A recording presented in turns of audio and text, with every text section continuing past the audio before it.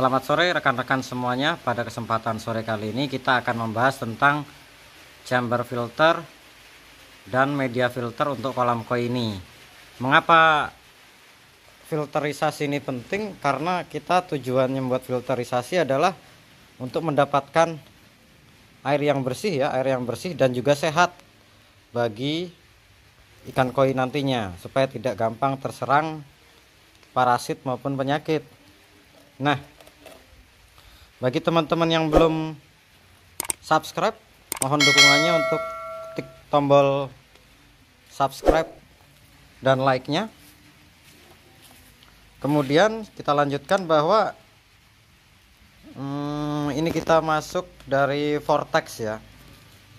Jadi air dari kolam utama akan masuk ke vortex melalui bottom drain dan pipa skimmer.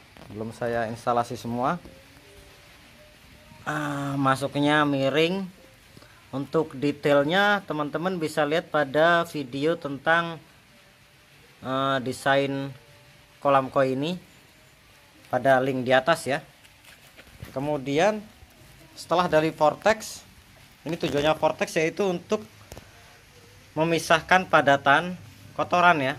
Kotoran-kotoran yang padatan akan mengendap di bawah.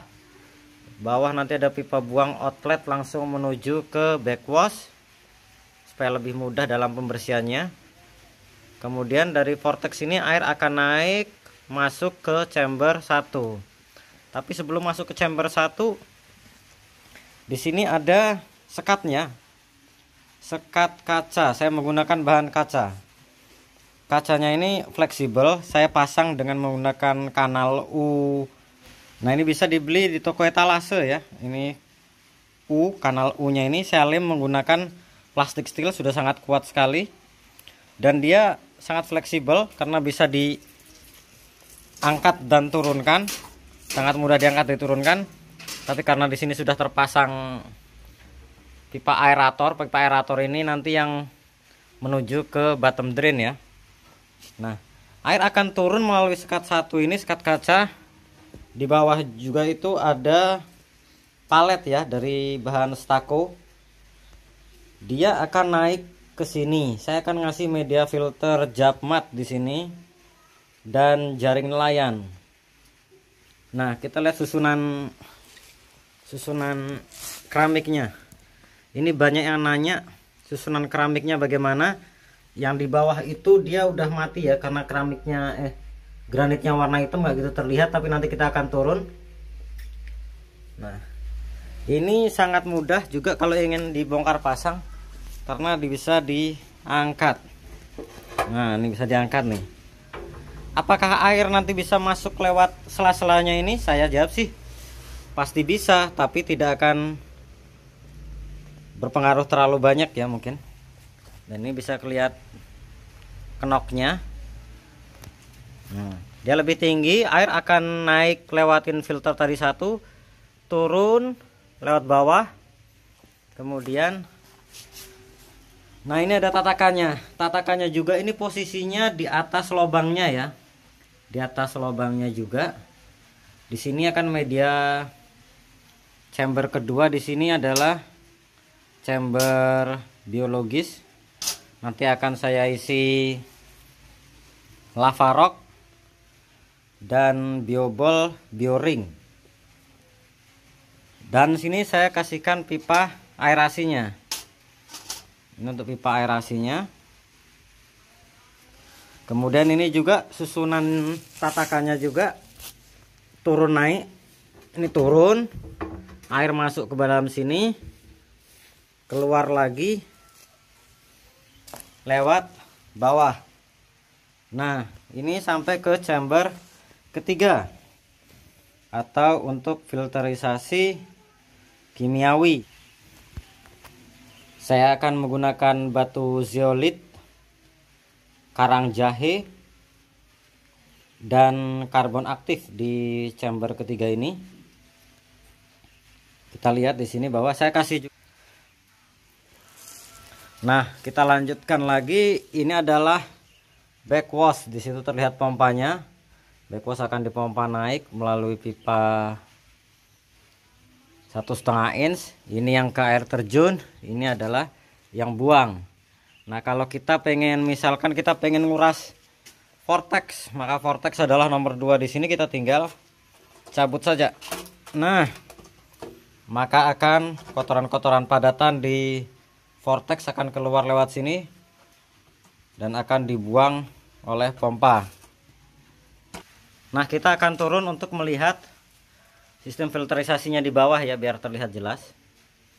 Saya akan memanggil kameramen tambahan untuk membantu saya. Oke, kita akan turun ke bawah. Pertama kita lepas dulu aeratornya. Kita lepas dulu aeratornya.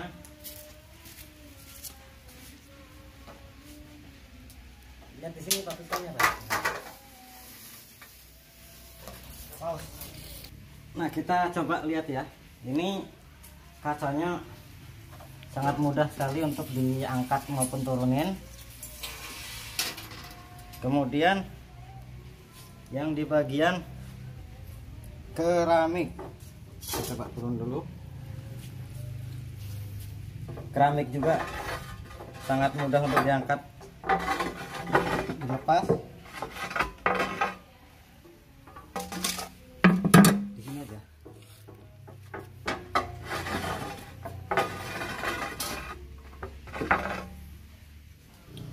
Nah, air dari vortex akan turun ke bawah sini. Ini kacanya, dia akan lewat bawah palet ini. Kita lihat bawah palet. Kemudian di sini ada keramik, pasangan keramiknya, dan kita bisa lihat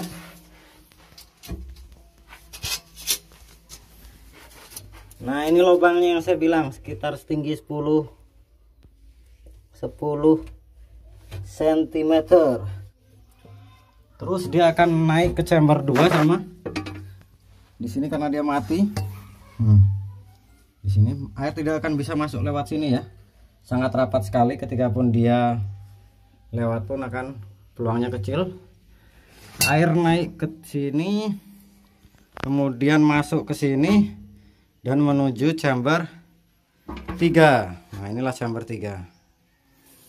Dari chamber 3 terus menuju ke backwash. Ini adalah media filter yang akan saya gunakan. Ada banyak jenis, tapi yang jelas bahwa ini adalah Japmat. Japmat ini akan saya taruh di chamber 1. Fungsinya yaitu untuk menyaring kotoran-kotoran padat yang tidak terendap pada vortex. Paling bagian adalah Japmat, bagian bawah. Pada bagian bawah adalah Japmat. Setelah Japmat nanti di atasnya ada jaring nelayan. Fungsinya sama untuk menyaring filter juga. Nah, kita menuju ke chamber 2. Chamber 2 saya akan menggunakan, ini ada bioring, ini ada bioball, dan yang ini adalah lava rock. Ini merupakan rumah untuk bakteri-bakteri tadi, Nitrosomonas dan Nitrosobacter. Karena prinsip filter adalah mengubah amonia yang dihasilkan oleh ikan koi menjadi nitrit, kemudian nanti dibantu dengan bakteri diubah menjadi nitrat. Kemudian kita ke chamber 3. Chamber 3 saya menggunakan batu zeolit, karang jahe, dan karbon aktif. Karbon aktif nih ya. Batu zeolit ini untuk menetralkan ya, bukan menetralkan apa ya, membantu lagi pengubahan nitrit amonia tadi itu apabila yang tidak terselesaikan pada filter biologis. Batu zeolit ini kelihatan berwarna hijau, lama kelamaan nanti dia akan berwarna putih. Sedangkan ini adalah karang jahe. Karang jahe ini bisa diganti dengan karang oyster maupun sejenisnya, tapi prinsipnya dia sama sebagai pH buffer untuk menstabilkan pH dalam air. Ini adalah karbon aktif. Karbon aktif ini bisa menyerap bahan-bahan berbahaya contohnya amonia, kemudian sisa-sisa obat. Habis kita obat, atau mungkin yang airnya juga mengandung kaporit, bisa dinetralkan oleh karang aktif ini. Pada chamber 1 pada bagian bawahnya sudah saya letakkan jab mat. Kemudian kita masukkan aja apa ini namanya, jaring nelayan. Saya pakai 4 biji.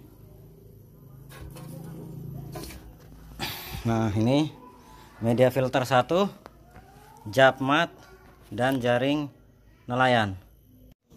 Media filter kedua bagian bawahnya tetap saya kasih jab mat. Tujuannya apabila masih ada partikel yang tidak tersaring di chamber 1 akan mengendap di chamber 2 ini.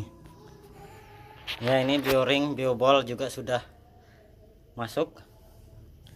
Kita ke chamber 3 yaitu filter kimiawi.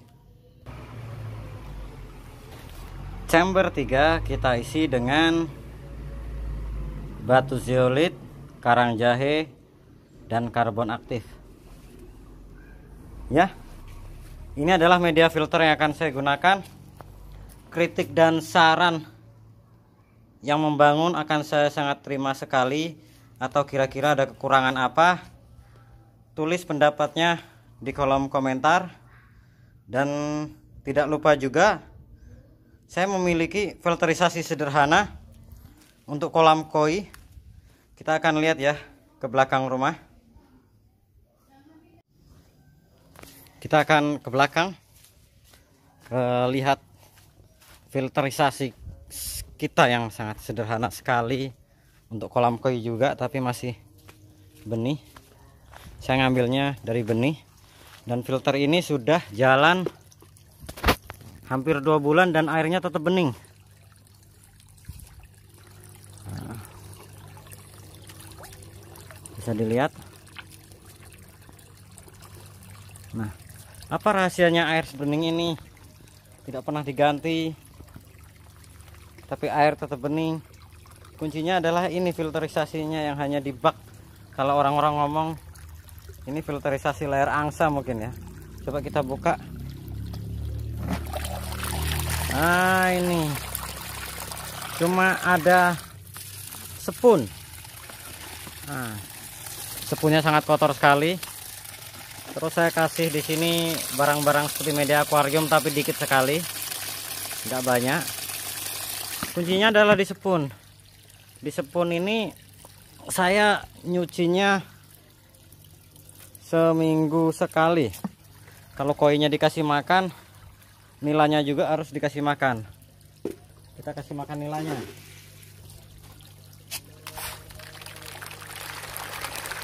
Ya, kurang agresif karena tadi pagi sudah makan. Ini, oh yang ini agresif sekali. Nah, kalau yang ini, oh makan juga. Dan ini adalah gurame Padang, atau orang biasa bilang gurame merah. Kita kasih makan. Kalau dia makan, wow, itu beratnya sudah rata-rata 3 kg itu ya, 3 kg lebih gurame merah.